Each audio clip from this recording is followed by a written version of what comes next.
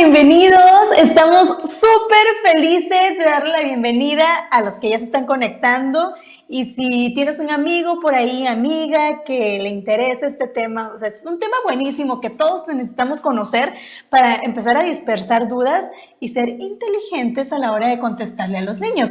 Así que bueno, comparte este video que pueda llegar a muchas personas y creo que ya nos hemos visto en algún momento. Soy Keila Urbano y conmigo se encuentra Jency, que es nuestra pediatra de cabecera, pero antes que nada, y de continuar avanzando, déjame te presento al invitado de esta noche. O sea, tenemos un invitado de lujo, ¿verdad, Jency?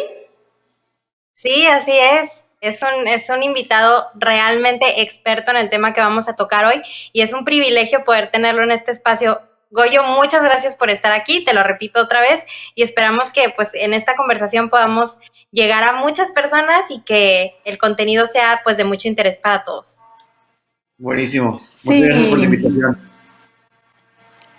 Gracias de verdad. Este tema de por sí ya tiene un buen rato que lo habíamos pensado con Jency, porque es súper necesario y de un tiempo para acá hemos visto como, no sé, una situación terrible de decesos y ¿cómo le explicamos a los niños? O sea, hay muchos niños que se están quedando sin abuelitos, sin papá, sin mamá. Y están viendo la muerte demasiado cerca, que probablemente en nuestra generación no se vio tan así, o sea, no fue como que nos llegara tan seguido esas noticias tan fuertes, pero queremos que nos cuentes, Goyo, cuéntanos de qué se trata ser un paliativista, qué es lo que hace un paliativista. Bueno, pues yo soy pediatra paliativista o pediatra experto en cuidados paliativos. Los cuidados paliativos se trata de mejorar la calidad de vida de los niños que tienen una enfermedad grave o una enfermedad que limita su vida. Es decir, cualquier niño que tenga una enfermedad que no tiene cura es un niño que, por definición, tiene una enfermedad que limita su vida. Y no necesariamente niños que se vayan a morir, sino niños que tienen una enfermedad que no se puede curar. Por ejemplo, un niño con una enfermedad genética, ¿no? Es una enfermedad que no tiene cura y que sabemos que su vida va a estar afectada toda su vida, ¿no? Entonces, sabemos que las familias y los niños con este tipo de enfermedades, pues tienen muchas dificultades para adaptarse a la vida. Entonces, nuestro objetivo es cómo le ayudamos a que estos niños se sientan más como niños y menos como pacientes, y cómo le hacemos para que estas familias se sientan más como familias y menos como cuidadores.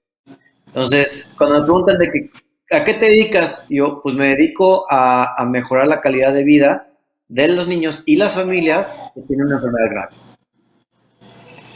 Oye, qué padre. ¿Eres así como el Patch Adams? Pues en algún momento sí llegué a usar una nariz de payaso, pero últimamente no la uso mucho.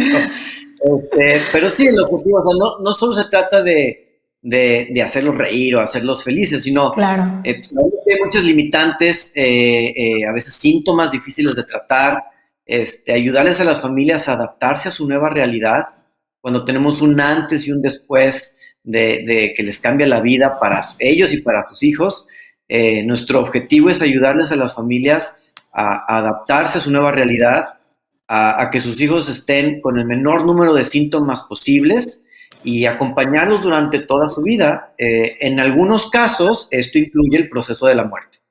Y entonces ayudamos a aquellos niños que van a morir siendo niños, pues ayudamos a que tengan un buen morir y que las familias les damos también seguimiento en su duelo. Y es que como adultos, ajá, súper difícil. Súper difícil, sí, difícil en el sentido de que son temas que a veces no estamos tan preparados para hablarlos, aunque sean cotidianos, como el tema de hoy, que es cómo hablamos con los niños de la muerte, ¿no? Que, como vamos a platicar, pues es más común de lo que creemos y a veces subestimamos lo que los niños entienden y en realidad los niños saben más de la muerte de lo que nosotros creemos. Sí, justamente Exacto. fue uno de los comentarios que platicábamos, ¿verdad, Jen? Sí, así es. Fíjate que así en conversaciones pues casuales casi siempre encuentras como ese temor de los adultos a abordar el tema cerca de los niños. De que que no sé, se muere el tío lejano y todo el mundo está con toda esta dinámica que surge cuando un familiar muere y al niño lo mantienen al margen. Y no le mencionan nada al respecto porque no sabemos cómo decirlo o cómo expresarlo. Y en este contexto, Goyo, hay una pregunta que nos hicieron en redes sociales que precisamente nos la hizo una maestra del nivel preescolar. Y ella nos decía, ¿de qué manera puedo hablar con los niños acerca de la muerte sin introducir el tema religioso? Porque definitivamente cada quien tiene un contexto religioso distinto que pues, debemos de respetar, pero dentro de eso, ¿cómo podemos hablarlo sin necesariamente tocar el tema religioso? ¿O siempre va a entrar el tema religioso? ¿Qué opinas? Pues el tema religioso solo entra cuando tú lo quieres meter, ¿no? O sea, si yo tengo una creencia religiosa y es parte de mi explicación, pues yo la voy a introducir. Pero cuando es alguien como, por ejemplo, pues a mí que me toca atender familias de diferentes religiones, ¿no? O una maestra que le toca estar con niños de diferentes creencias, o simplemente que estamos pues, en una sociedad que no sabemos si todos creemos lo mismo. Hablar de la muerte muchas veces lo podemos mantener en términos biológicos, ¿no? Que de hecho, los niños, así es como entienden la muerte. Los niños, más o menos entre la edad de 6 y 12 años, empiezan a entender qué es la muerte desde una perspectiva biológica. Es decir, entienden que los animales mueren, entienden que el cuerpo de alguien que muere pues deja de tener vida, entienden que hay un antes y un después de la muerte y que no se puede regresar de la muerte, ¿no? Que ese cuerpo que murió o esa planta o ese animal que murió pues no puede regresar a la vida. Y también entienden que hay una causa. Los niños son capaces de entender que hay causas externas, un accidente, o que hay causas internas, como una enfermedad. Entonces, a veces explicar la muerte con estos términos sencillos, biológicos, es lo que necesitan los niños para entender lo que está sucediendo. Ok, muy Qué bien. O sea, interesante. palabras puntual, ¿verdad? Ese es un primer paso que creo que es importante, ¿no? Sí, O sea, hablar. hablarlo como Hablarlo es. directo. Sí, o sea, algo muy interesante es que creemos, como le dije al principio, creemos que los niños no se han expuesto a la muerte. Y yo, siempre que hay papás que me preguntan de que, ¿cómo le voy a explicar a mi hijo, no? Yo les pregunto, ¿tu hijo ha visto películas de Disney? Y la mayoría me dice que sí. Yo le digo, pues tu hijo ya sabe qué es la muerte, ¿no? O sea, cualquier película que sepamos de Disney, siempre hay alguien que muere o que murió. Desde El Rey León, cuando nosotros éramos niños y nos tocó ver eso, ahorita que en Frozen, los papás de Elsa y de Anna se mueren. O sea, se hunden en el barco, ¿no? La mamá de Bambi la matan. Cualquier película de Disney, siempre hay un huérfano. Entonces, a veces creemos que Sí. los niños no se dan cuenta de eso, pero claro, lo ven en las caricaturas y en las películas. Entonces, mi sugerencia es, bueno, si tu hijo ya ve una película de Disney, ten por seguro que entiende que hay algo que se llama muerte. Entonces, ayúdale a entender qué es eso, ¿no? Ahora, ya digamos, el niño ya sabe que es la muerte, ha estado relacionado por películas, por alguna mascota, por algún familiar, pero le tiene un pavor inmenso a la muerte, o sea, como que llega a pensar de que el siguiente ya, o sea, es él. Y ese pensamiento lo abruma tanto que deja de disfrutar la vida. ¿Cómo podemos ayudar a los niños para que pierdan un poco ese miedo tan fuerte hacia la muerte? Creo que ese miedo es un miedo transmitido del adulto y no es genuino del niño. El niño por naturaleza no le tiene miedo a la muerte. Es el adulto que le tiene miedo a la muerte, que le transmitimos el miedo al niño.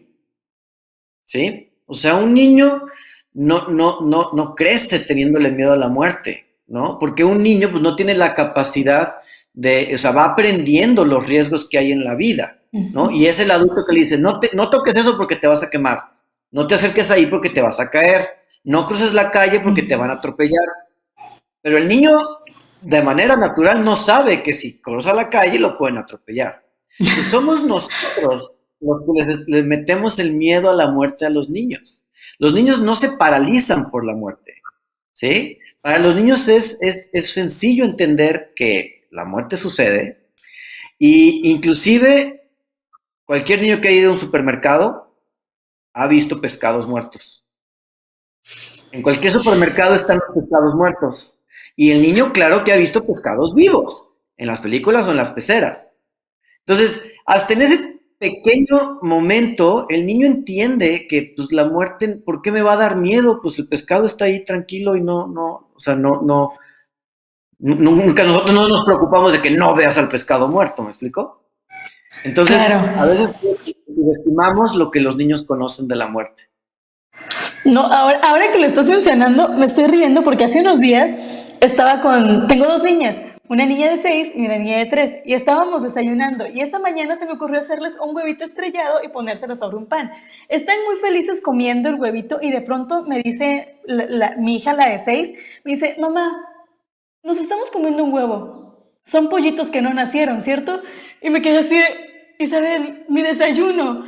Y le dije, sí, amor, no nacieron. Y dice, o sea que nos estamos comiendo un pollito muerto. Y yo, sí. O sea, y me agarró realmente en curva, eran las 8 de la mañana, yo no terminaba de despertarme y ella ya me estaba cuestionando por qué nos estábamos comiendo a alguien que estaba muerto. Claro, Algo. pero te lo preguntó desde una perspectiva con miedo, dejó de No, para comerlo. Pues, nada. exacto. No, O sea, ahí lo es la disfruto. clave. Ella solo preguntó porque tenía una duda y a veces nosotros creemos que al dar una respuesta les vamos a causar un trauma o no sé, cuando en realidad lo único que tuviste que decir era confirmar lo que ella ya sabía. Ella no estaba Sí, sí. preguntando, ella estaba buscando confirmación. Mamá, ¿nos estamos comiendo un pollito muerto? Sí. Ok, pues sabe delicioso, me lo voy a seguir comiendo. Y ya está. Sí, sí. O sea, lo disfrutó, siguió comiendo como si nada. La de 3 años igual recibió la información, la analizó a su modo, siguieron comiendo las dos y yo me quedé con el pan en la boca así de, no puedo creer lo que me está preguntando a esta hora. O sea, fui yo, Sí, no fue ella. la que dejó de comer el pollito muerto fuiste tú, ¿no? Sí, dejé de disfrutar mi pollo muerto sobre mi pan. O sea, ya pensándolo así, se me hace un poco grotesco. Sí, pero para el niño es normal. Y entonces el miedo a la muerte es solamente cuando nosotros le transmitimos nuestro miedo a los niños o cuando pues también se exponen a desinformación. Es decir, cuando un niño no tiene la información completa, el niño va a empezar a llenar esas lagunas de información con su propia imaginación. Y Sí. les puedo asegurar que la mayoría de los niños, lo que se imaginan es 1000 veces peor o catastrófico de lo que es la realidad. Entonces, muchas veces el miedo a la muerte viene porque no tienen la información correcta. ¿Sí? Entonces, a veces creemos que por no hablar de ella no los vayamos a asustar, cuando la imaginación y los pensamientos del niño pueden ser crear más miedo de lo que nosotros les podemos explicar que es la muerte. Entienden, se les quita el miedo y porque dejan de tener dudas. Tienes mucha razón, fíjate. Me encanta este tema. Sí, es muy, muy interesante. Y fíjate, nos acaba de llegar una pregunta aquí en Facebook que es un poquito más profunda de lo que estamos hablando, pero creo que es muy importante. Y nos dice Eric Guerrero, ¿en qué momento, creo que es médico, y nos comenta, ¿en qué momento de la detección de una enfermedad terminal se puede abordar el tema de la muerte con el paciente? Muy buena pregunta. tiene que ver con el grado de desarrollo del paciente. Es decir, no es lo mismo un niño de 3 años que un niño de 16, ¿no? Entonces, es muy importante que siempre hablemos con la verdad basado en lo que el niño quiere saber, ¿sí? Una vez más, los niños saben más de lo que creemos y muchas veces, siendo ellos mismos, siendo diagnosticados, es que no me gusta el término de una enfermedad terminal, porque más bien tienes una enfermedad que pasa a un estado final de la vida, ¿no? O sea, porque hay muchos niños que son diagnosticados con enfermedades desde el nacimiento y así nacen, ¿me explico? O sea, ellos crecen con una enfermedad. Creo que lo que se refieren es como que el niño que estaba sano y que luego tiene una enfermedad y que luego esa enfermedad evoluciona a una etapa terminal, ¿no? Entonces, la mayoría de los niños que tienen una evolución así son niños que van experimentando el cambio en sus propios cuerpos, ¿sí? O sea, son niños que les toca experimentar cirugías, les toca experimentar tratamientos, les toca experimentar cambios en su cuerpo, que les ayuda a ellos a entender que las cosas son distintas, ¿sí? Muchas veces inclusive les toca conocer personas o compañeros en el mismo hospital con el mismo diagnóstico que no sobreviven también, ¿no? Hay otros que sí, y muchos se curan, pero hay quienes no. Entonces, pasa mucho que los mismos niños que están expuestos al mismo entorno médico escuchan, el paciente de no sé quién, cómo le fue, a ese ya lo dieron de alta, el otro se fue a terapia intensiva.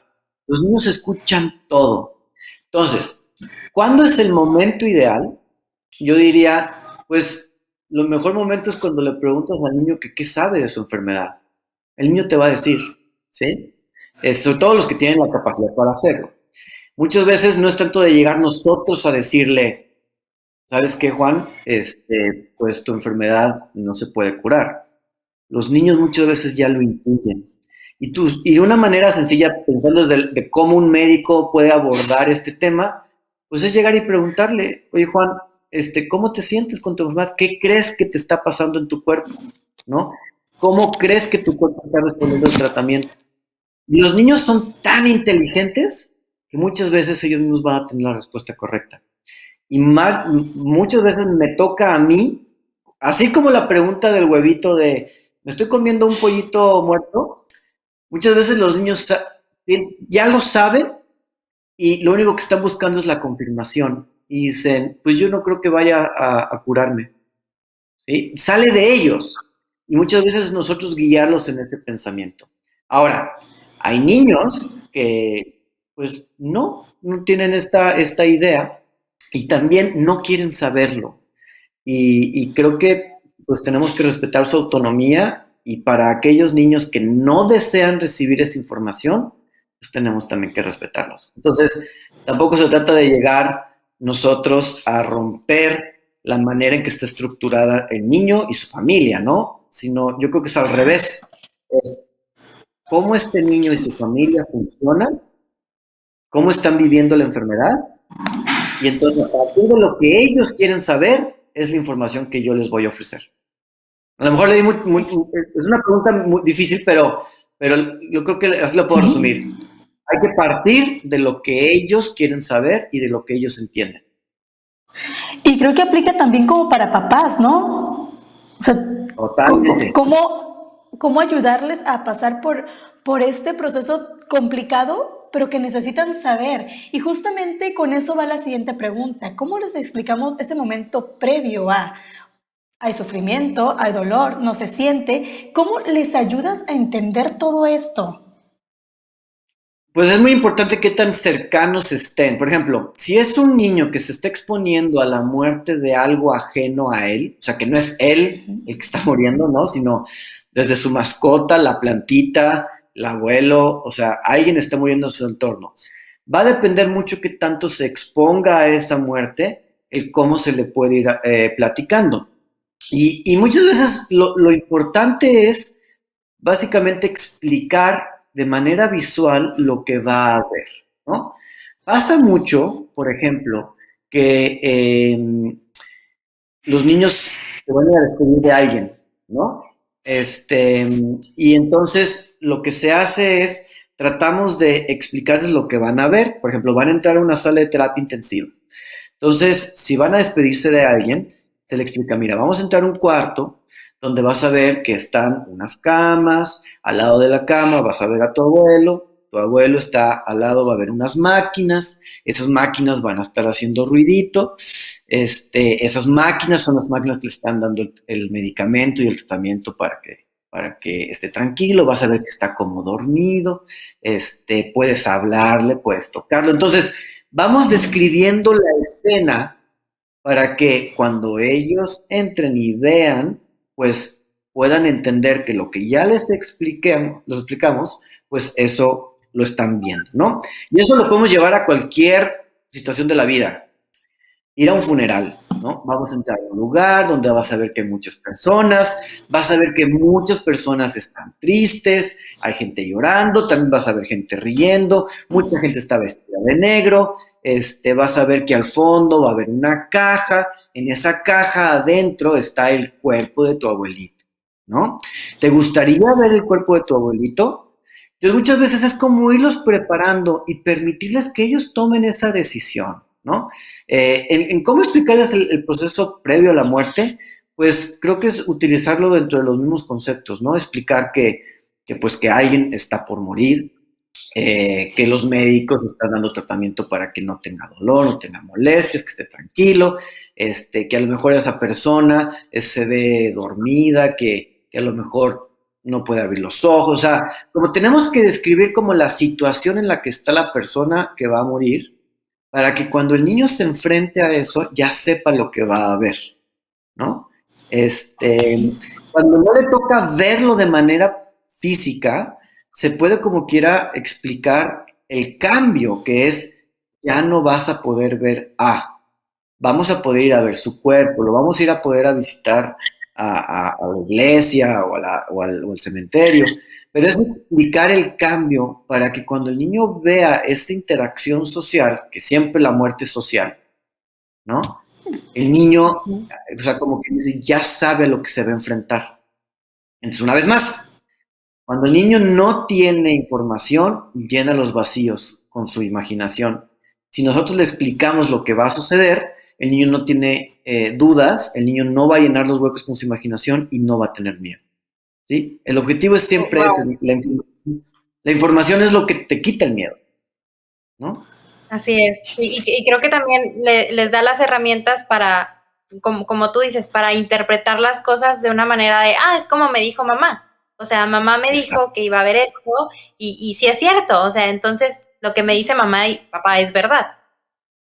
Eso es lo clave, o sea, mis papás no me mienten, ¿no?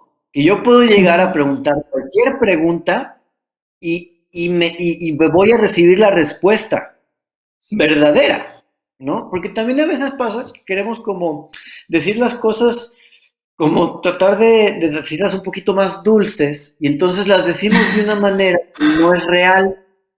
Y entonces el niño se enfrenta a la realidad y dice, esto no fue lo que me explicó mis papás me mintieron. Y ahí viene el problema. Y es un doble golpe para el niño, sí. Sí, exacto. Sí. Así es. ¡Ay, qué interesante! Es un golpe para el niño porque... Estamos obteniendo ideas maravillosas. Muchas gracias, Goyo. Para seguir un poquito con esto, porque nos podríamos extender muchísimo, pero una vez que ya el niño se enfrentó, ya sea a la pérdida, ya dijimos, puede ser de un familiar, puede ser de una mascota, porque para los niños incluso perder una mascota es algo importante. Una vez que eso sucede y que ya se logró transmitir la información, ¿los niños tienen alguna manera diferente de enfrentar el duelo por una pérdida? ¿O pasan los duelos de una manera similar a nosotros los adultos? Pues la respuesta es no. No, los niños son los mejores dolientes del mundo. Es decir, ellos de manera natural regulan su proceso del duelo, ¿no? Una manera en que nosotros lo describimos es la teoría del brincacharcos. Es decir, cuando un adulto cuando un adulto está en duelo, imagínense que estás como en un río, ¿no? Estás rodeado de agua, todo lo que hay alrededor de ti es agua, es duelo, es dolor, y el río tiene su propio cauce. Hay veces que el río va muy rápido, son los días malos, los momentos difíciles, y hay veces que el río pues va tranquilito, ¿no? Hay mejores momentos y el duelo pues tiene altibajos, ¿no? Pero todo lo que te rodea es duelo. El niño es como si entrara en un charco. Cuando está dentro del charco, es exactamente igual que estar adentro del río. Está rodeado de agua. Los sentimientos son tan intensos como lo siente el adulto. Pero como es un charco, el niño tiene la capacidad de salirse del charco. Entonces es muy común que veamos que los niños entran y salen del duelo o de los sentimientos del duelo a través del juego. Ellos regulan sus sentimientos a través del del juego. Es decir, un niño puede estar 5 minutos con el sentimiento tan intenso como nosotros, porque extraña a su abuelito y está llorando y está enojado y todos los sentimientos que ustedes quieran, y de repente 5 minutos después, ¡pum!, está jugando. Y el adulto se queda como, ¿qué no hace 5 minutos? O sea, no entendí, no, se me hace que este niño no lo está bloqueando, ¿no? Porque asumimos que el niño debería de tener el dolor constante como nosotros, cuando no, el niño simplemente dice, oh, se me llenó la taza de duelo, la voy a ir a vaciar y me voy a poner a jugar para distraerme. Entonces, es muy normal que los papás se saquen de onda porque los niños entran y salen, porque, una vez más, brincan los charcos. Entran al charco y salen del charco. Brincan al charco y salen del charco. Pero es muy importante que cuando el niño esté en el charco, está dentro del agua, le demos el apoyo que necesita, que sea un momento en el que también exista esa unión de los papás con los niños, de explicarle que sus sentimientos son normales, que es normal sentirse enojado, que es normal sentirse triste, y muy importante, conectar los sentimientos de uno con el del niño. Yo también extraño a tu abuelita, yo también a veces me siento triste, yo también a veces me enojo, ¿no? Porque entonces, una vez más, estamos enseñándole al niño que expresar estos sentimientos son normales y que yo también me siento así. Entonces, estamos modelando ante el niño pues una manera sana de procesar las pérdidas y los sentimientos, ¿sí? Muchas veces pasa que los papás dicen de que, ay, no, que no me vea llorar. ¿Por qué no? O sea, le estás diciendo a tu niño que llorar es lo que el niño está interpretando. No hay que llorar enfrente de las personas porque mi mamá se va y se esconde. Porque no es como que el niño no se da cuenta que los papás lloran. O sea, sí, claro que lo sabe. De todo. Entonces, es muy importante que si nosotros estamos con los sentimientos, también es importante que los niños lo vean, porque les estamos enseñando que es normal, que en esta casa compartimos los sentimientos y que muchas veces son sentimientos que nos unen más que lo hacían antes. O sea, esta puede ser una oportunidad. Okay, puede ser una oportunidad como para unir y explorar nuevos sentimientos en la familia, ¿verdad? O sea, explorar esa área y entender que dentro del dolor de una pérdida todavía hay contención de las personas que te aman, ¿no? Eso creo que debe quedar muy, muy, muy claro. Eso, o sea, hay que compartir. El duelo es también un evento social y lo que nos une es la pérdida en común, ¿no? Claro. Entonces, pues sí, estamos enseñándole a nuestros niños a cómo lidiar con el duelo. Y cada niño, imagino que tiene un proceso diferente en cuanto a duración del duelo, ¿no? O sea, así como hay niños que saltan muy rápido los charcos, me imagino que hay otros que lo procesan de una manera diferente, ¿es así? Claro, hay niños que a lo mejor misma duración. Pues no hay un límite para el tiempo del duelo. Algo muy interesante es que los niños reprocesan el duelo. Es decir, Supongamos que yo tuve una pérdida cuando tenía 6 años. Entonces, mi capacidad intelectual y mi capacidad emocional es de 6 años. Cuando voy creciendo, voy aprendiendo nuevos sentimientos, nuevos pensamientos, cada vez tengo pensamientos más abstractos. Entonces, es muy común que un evento de mi pasado lo reprocese con mis nuevas capacidades. ¿Sí? Entonces pasa muchísimo que hay niños que van creciendo y después de 3 años le vuelven a preguntar a los papás, oye, cuando mi abuelita no sé qué, no sé qué, no sé qué, cuando se murió y cuando estaba en la caja y no sé qué, y el papá de que, ¿y de dónde salió esto? No, eso pasó hace 3 años. Simplemente es porque el niño tiene una capacidad nueva de procesar información vieja, y entonces como que dice, está actualizando su información y está llevando todo lo que él sabe a la par de su nuevo pensamiento. ¡Qué padre! Y bueno, hace un momento mencionaste algo que me impresionó mucho. Hablaste de cómo trabajar con los niños ese proceso antes, si vas a despedirte de algún familiar, en caso que el niño sea el doliente, ¿no? Sea la persona que va a pasar por este proceso de duelo. Pero actualmente estamos viendo una situación muy complicada y muy diferente, en la que muchos niños no logran realizar este proceso. Bueno, ni adultos y mucho menos niños. No pueden despedirse del familiar porque está el COVID. Entonces, de una noche a la mañana tienes abuelito en casa y en días ya no está abuelito y tú ni cuenta te diste, no pudiste despedirte de esa persona. ¿Cómo ha afectado la manera a los niños, esta nueva manera de ver la muerte, tan espontánea, o sea, tan rápida? Así es, creo que lo que ha causado COVID es que sea más frecuente, ¿no? O sea, la muerte siempre ha estado presente y a muchas familias les ha tocado pues vivirlas no solo por COVID, sino por muchas cosas, pero COVID lo ha hecho más frecuente pues porque pues muchas personas están muriendo por COVID, ¿no? O por consecuencias de COVID. Y eso hace que, bueno, obviamente las restricciones de visita a las personas enfermas con COVID, pues limita esas despedidas. Y sí, desafortunadamente el duelo que estamos viviendo en el último año y medio es un duelo distinto porque hay de las dos maneras de verlo, pero para los niños sí, de entrada la palabra COVID para ellos pues es una palabra más ya dentro de su vocabulario, ¿no? Entonces para ellos claro que entienden que el COVID puede causar muerte, pero es más como ese no poderse despedir o no tener los rituales que normalmente tendríamos estando fuera del COVID, ¿no? Y me ha tocado de las dos opciones. Me ha tocado desde familias que les toca pues sentirse un poco protegidas por el COVID. Es decir, hay familias que les toca decir, qué bueno que no tuve que hacer un funeral, ¿no? O sea, porque no quería ver a nadie.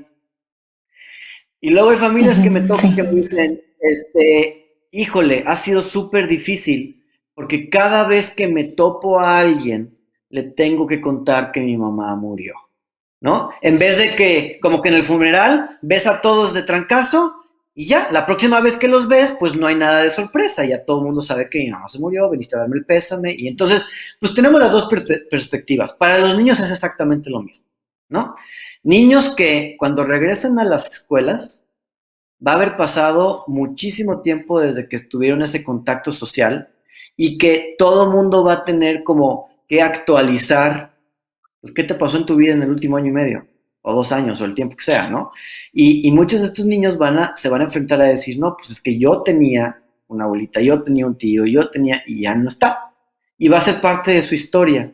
Entonces, va a ser muy importante que cuando los niños empiecen otra vez a regresar a las escuelas, estemos muy atentos porque la muerte va a ser un tema que los niños van a tener entre ellos. Pero va a ser un tema que lo van a platicar como el pollito y el huevo. O sea, no va a ser un tema difícil. Simplemente dentro de su juego, alguien va a decir, a mí se me movió el bolito de COVID. Y un niño por allá va a decir, ay, a mí también. Y van a seguir jugando y ya está. pero hay que estar atentos para aquellos Sí. que lo están platicando. Y justamente la siguiente pregunta que queremos platicar contigo y bueno, también con Jensi, que está muy relacionada con los niños, con padres, con cuidadores y me imagino, yo no trabajo en un área hospitalaria, pero la muerte está ahí en todo el tiempo, o sea, estás rodeado y tienes que saber cómo manejarla, cómo controlarla y cómo hablarla claramente, como hemos hablado durante estos últimos minutos. Hace un momento igual hablábamos de que entre más claro y mucha más información precisa para el niño es mejor. Pero muchos de nosotros como papás tratamos de hacerlo más suave, más amigable, que no duela tanto para el niño porque creemos que si no nos duele a nosotros como adultos o si lo vamos a decir de esa manera, tampoco le va a doler al niño. Y utilizamos, lo digo porque yo también utilizo muchas veces, el asunto de está descansando, está muerto, pero el niño entiende que el descanso es tal cual, o sea, descansar, de que te vas a la noche y te duermes y las siguientes horas te levantas y andas como si nada. Y creo que también hay una pregunta parecida en Facebook, ¿verdad, Jensi? Nos llegó por ahí una así. Sí, hay una pregunta similar en el contexto de que algunas religiones, por ejemplo, pueden interpretar la muerte como un descanso. ¿De qué manera podemos utilizar un lenguaje que no confunda en relación a irme a dormir, irme a descansar, no es morirme? ¿Ok? Creo que eso para cierta edad puede ser confuso. O sea, si utilizamos Claro. las mismas palabras para definir dos cosas tan diferentes.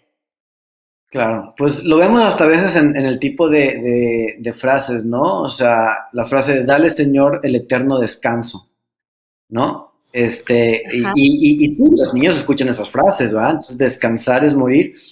Eso sucede más en los niños pequeños, que todavía tienen un pensamiento muy mágico, ¿sí? O sea, niños que si les dices, y eso es como menos de 6 años, más o menos, no, pues es que se fue de viaje, se fue a dormir, está en el cielo, cosas así que para ellos, pues ese pensamiento mágico es esta, pues está ahí arriba, ¿no? Me está viendo, o la próxima vez que yo me vaya de viaje, pues a lo mejor yo no regreso, porque cuando mi abuelito se fue de viaje ya nunca lo volví a ver, ¿no? Oye, Entonces, perdón que te interrumpa, pero ¿será que esto lo pueden interpretar como un tipo de abandono, Goyo? sí, claro, los niños muchas veces entienden la muerte, cuando no se les explica precisamente, entienden la muerte como si ellos fueran los de la causa o si ellos hubieran sido abandonados, como si fuera su culpa. Entonces es muy importante explicarles a los niños de que la muerte tiene una causa, que no fueron ellos y que ellos no tienen la culpa, ¿no? O sea, y utilizar las palabras como son, o sea, tu abuelo murió, la palabra muerte no tiene ningún comparativo, ¿no? No es descansar, ¿no? O sea, y a veces sentimos que esa palabra es muy fuerte, pero pues para un niño es una palabra más dentro del millón de palabras que está aprendiendo, ¿no? Entonces simplemente, una vez más, es la connotación y el miedo que uno le da, no tanto lo que el niño interpreta. Ok, muy bien. Oye, O sea, usar las palabras tal cual. tal cual. Usar la palabra muerte sin miedo. Muy bien. Rapidito nada más, que nos están preguntando, duelo por una mascota. ¿Cómo ayudar al niño en el proceso de perder una mascota? Lo primero ¿Hay es algo? no la reemplacen sin decirle al niño, ¿no? A veces creemos de que Sí, sí. cómprale otro pez, al cabo no se va a dar cuenta, ¿no? Sí se dan cuenta. Claro que se dan cuenta. No, pues es igual que la muerte que de un ser querido, o sea, es permitirle que el niño, pues, entienda que la mascota dejó de tener vida, que ese cuerpo ya no va a regresar a la vida, que hay una causa para esa muerte y que es normal sentirse triste por la muerte de esa mascota. O sea, es exactamente lo mismo que haríamos con la muerte de un familiar, porque muchas veces para los niños la mascota es parte de su familia. Entonces, deberíamos de tratar de Claro. exactamente permitir que el niño entre y salga del charco y permitir que el niño, cuando el niño sienta ganas de tener una nueva mascota, y tratarlo como una nueva mascota, ¿no? No es, le voy a poner otra vez Rocky, porque así se llamaba el otro para que, o sea, no, pues este ya no es Rocky, ¿no? Es otro perro, vamos a decirle un nuevo nombre porque él es diferente, ¿no? Oye, y pasa lo mismo, ¿sí? Perdón, Kay. También creo que es importante en esta parte permitir los rituales, ¿verdad? Aún con las mascotas. Claro, Ay, claro. sí, Yo claro. te puedo decir que a lo mejor mi casa de mis papás es un cementerio de mascotas, pero en el jardín tenemos enterrado iguanas, tenemos enterrado pollitos, tenemos enterrado a mis otras 2 perritas y les hicimos funeral. ¿Por qué? Porque para nosotros era importante despedirnos de nuestras mascotas y esos rituales ayudan muchísimo. Sí, claro. Bueno, hablamos ya de mascotas y hemos estado hablando y enfocándonos un poco con los abuelitos, digamos, pero en el caso de la pérdida de un familiar más cercano, o sea, familia nuclear, papá, mamá, hermano, hermana, ¿cómo Claro. trabajamos ahí? O sea, ¿cómo les ayudamos a los niños que el compañerito que tenías de cuarto, pues ya no está? Claro, pues igual que en los adultos, ¿no? La relación y la persona que muere, pues va a tener un mayor o menor impacto dependiendo el rol que tenía esa persona en la vida del niño, ¿no? Mientras más alejado estés o más cercano estés, pues más intenso o menos intenso van a ser pues los síntomas y la expresión del duelo, ¿no?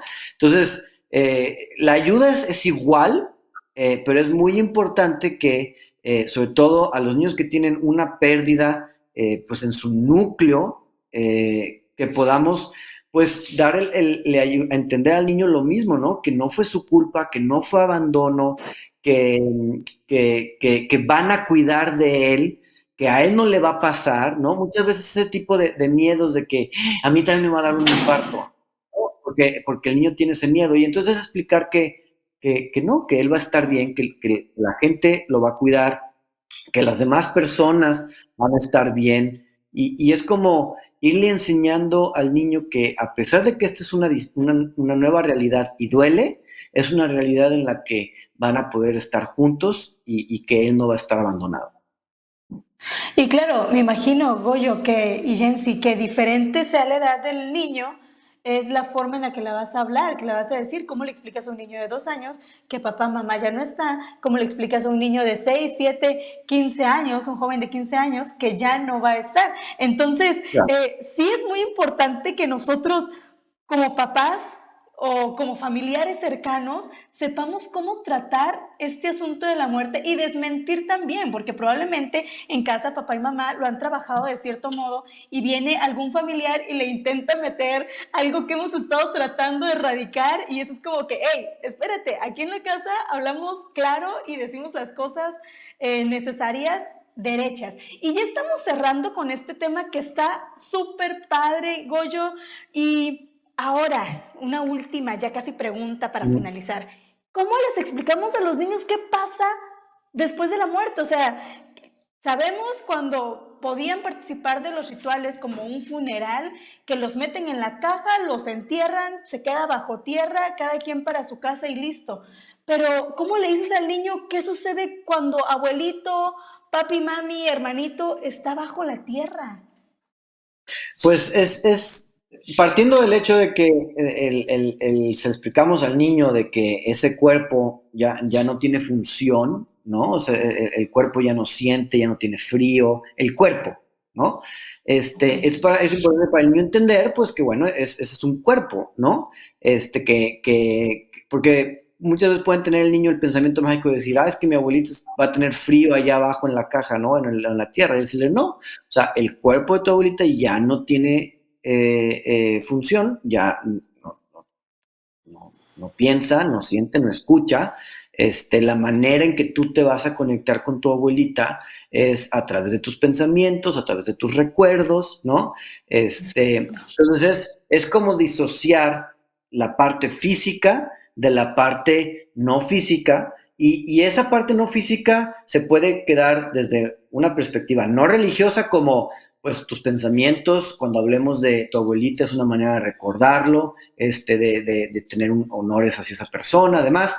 Y muchas familias aprovechan ese momento también para introducir sus creencias religiosas que le ayuden al niño a entender o también conectar con esa comunidad de fe que hay alrededor de esa familia, ¿no?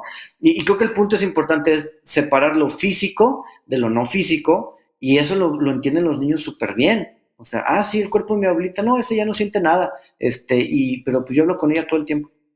Órale, ya está, el niño ya lo entendió, ¿no? Qué padre y qué sencillo aparentemente, y como adultos nos la complicamos y le damos tantas vueltas que terminamos haciendo un nudo y parece esos audífonos chiquitos que te los enrollas y ya no sabes ni qué hacer.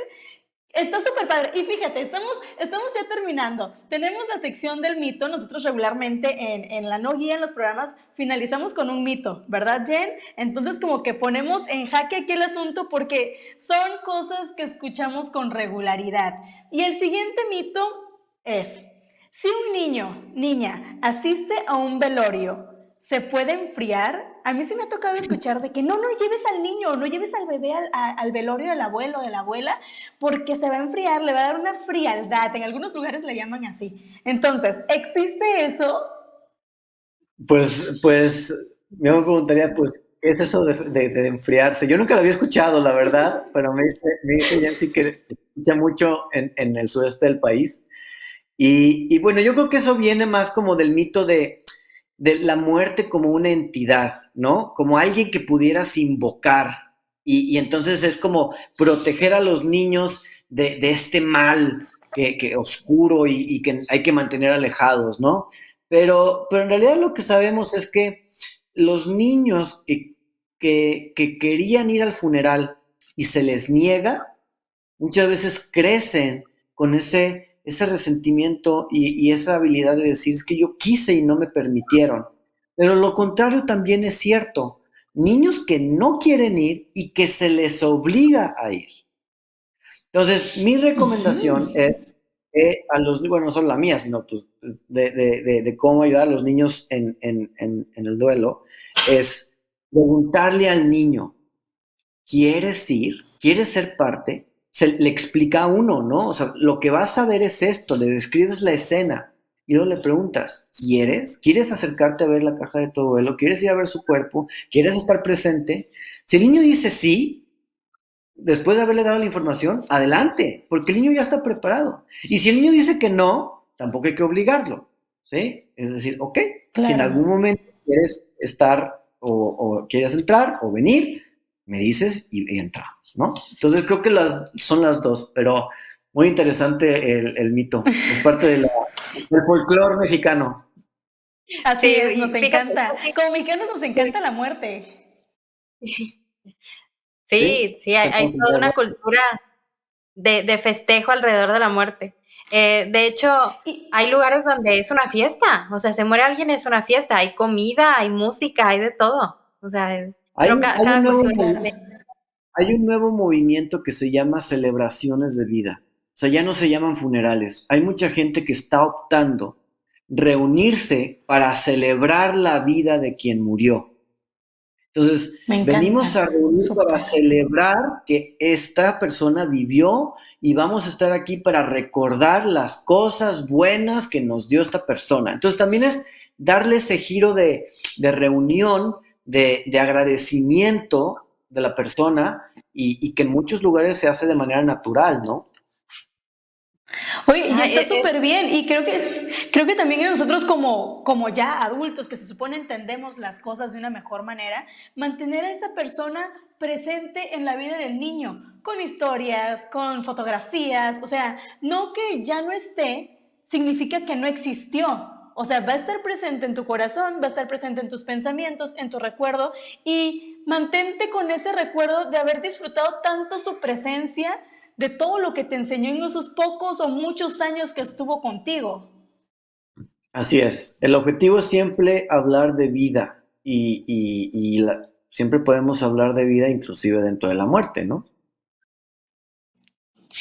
¡Qué Muy bien, padre! Pues muchas gracias, Hugo. de verdad que estuvo fascinante. Era un tema que queríamos abordar desde hace mucho y fíjate que pues ya quedó claro, nadie se va a enfriar, lo que sea que eso signifique, ir a un funeral. Todos podemos ir cuando se permita, sin problemas. Muy bien, pues Goyo, solo queda agradecerte por haber compartido este espacio con nosotros. Cuéntanos un poquito tus redes sociales, ¿hay algún lugar donde te puedan encontrar? Contenido Sí. que distribuyas, cuéntanos. Por lo general difundo información sobre duelo, cuidados paliativos, a lo que me dedico en Twitter y en Instagram. En Twitter estoy como @goyoyi, como Goyo y otra Y, Goyoyi. Y en Instagram estoy como _Gregoyo. Entonces, pues ahí, si me quieren seguir, ahí pongo información relevante y también a tus cosas de mi vida. Entonces, quien las quiera ver, pues adelante. Excelente. Súper bien, súper bien, súper bien. A ver si podemos escribirlo por acá. Si nos ayudas a colocarlo aquí en el chat y en un momento más aparecen las cintillas ahí de tus redes sociales para que conozcamos más. El tema del duelo es súper importante que lo conozcamos, que informemos a los niños y que no nos hagamos de la vista gorda para evitar este tema y queramos saltarlo. Entonces, muchísimas gracias, Gregorio. De verdad, disfruté mucho estar aquí con tus conocimientos y obviamente con Jensi. Jensi, muchísimas gracias. No, hombre, gracias a ustedes y gracias a las personas que nos estuvieron escuchando, que nos dejaron preguntas, que interactuaron con nosotros. Siempre es un privilegio tenerlos aquí y poder compartir información que esperamos que sea de mucha utilidad. Esperamos vernos pronto en otro episodio de La No Guía. Y Goyo, esperamos que te vaya súper bien con tu trabajo, que es un trabajo maravilloso y que sabemos que pues haces con muchísimo amor y creo que se transmite, se logra percibir. Muchas gracias por Muchas compartir este gracias. espacio con nosotros. Gracias por invitarme. Bye, Con muchas gusto. gracias a Lucio también por su ayuda. Gracias, Lucio. Bye.